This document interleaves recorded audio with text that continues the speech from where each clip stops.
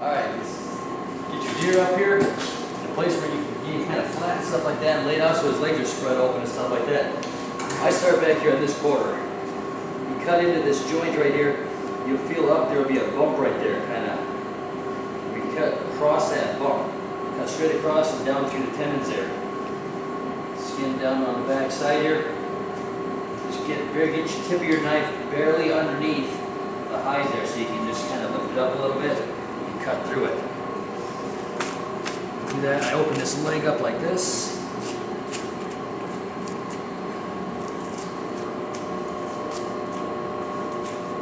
Cut kind of through there and you can see your joints there, how it comes together, that last joint right there. Just kind of cut across that joint there, you'll cut enough tendons there. Put it across your leg, you can just snap it easy. Then cut down through here. Cut between the two bones there where the bones are. Just cut the tendons, just barely through the tendons there.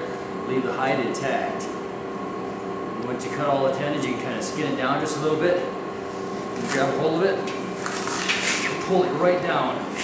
Saves you a whole lot of skinning down the back round there. You grab that hide, you can pull that hide right down around the quarter there. Around over here. Next leg I do this front leg right here. You start where the joint is right there. Put the knife, just kind of poke it into there. Get underneath. Hide again. Just kind of trim along there real light. And right where the joint bends there, cut pretty much in the middle, maybe just a little bit lower than that. You'll feel yourself fall into a point there. I take the tip of my knife and cut up through there a little bit. You'll see the joint. Joint will break real easy there. And again, I do the same thing on this one. I just cut through the tendons here.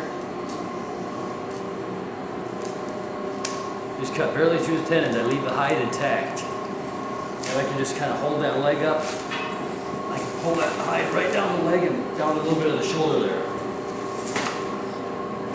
After that, you just kind of cut the leg off. No longer be needing those. After that, take your skinning knife. Just kind of skin up along here. Careful this open area, there's a lot of bacteria, guts, dirt, hair, all that stuff.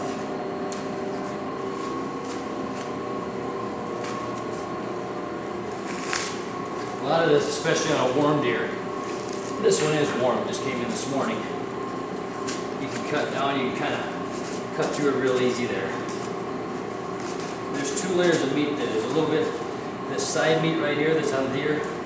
We always just kind of leave that on the hide. That's just, it requires too much. Take that off, let the hide guys do that.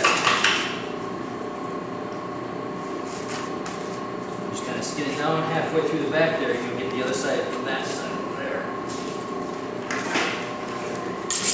Two types of knives I use. I use a slight curved boning knife like that. And I use my other skinning knife.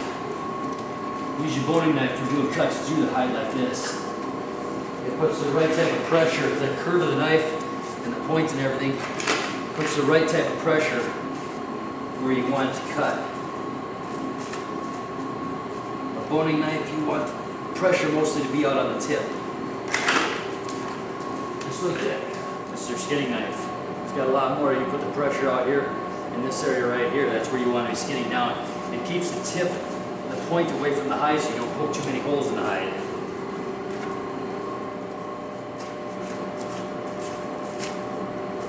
Try not to cut too many holes in the hide. You tend to sell the hide or can the hide or stretch the hide or something like that.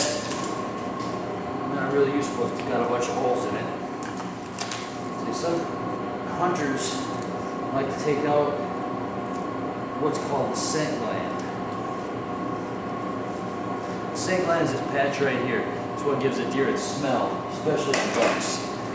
They cut that out, they say that the scent gets into the meat and stuff like that. From what I believe, the deer is dead. Therefore the body, including the glands and stuff like that, cease to operate. Therefore I can't understand how the smell will get into the deer, into the meat and stuff like that. Therefore, I recommend it be left. Because a lot of times Guys will cut it out, and they'll try to skin it off of there. But some guys get a little bit lazy and they'll just take a cut out of the back there. This piece right here, that is your tendon. That is the most important part when you're working with a deer. You'll see this, you can just kind of get in here. That's what you hang the deer with. Never cut those. Never try to hang or use this as a spreader. I've got 2 hooks on each side. This is just something we got a welder make. He put a pin through here, this pivot and such. I've got it hooked up to a regular winch. Anybody can make one of these. I'm gonna hook him up like that.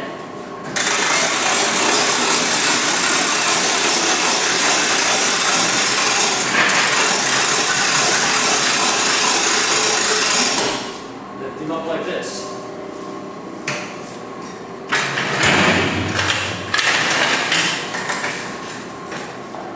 Up in the tail here, you got your tail. Kind of where it connects into it there, where the bend starts, cut down through there a few different places. You'll find there will be a white joint right there. It's a real soft joint you can cut right through with a knife. Some guys use a saw to get through there, but it's not really necessary. It's probably quicker just use a knife. You cut down, just press down a few times. Once you hit that joint, you'll know when you hit that joint. It's a lot softer than the rest of the tail. And skin it down here. Up around the neck. You got 2 options down here. You can either skin it down to the back of the head here, and you can take it through. There's a joint down here where the neck hooks on.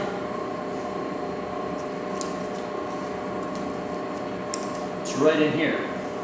Or else you can do my preferred method, a saw.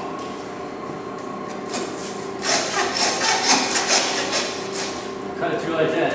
Saves a hell of a lot of time, I think. Saves a lot of the edge of your knife and such.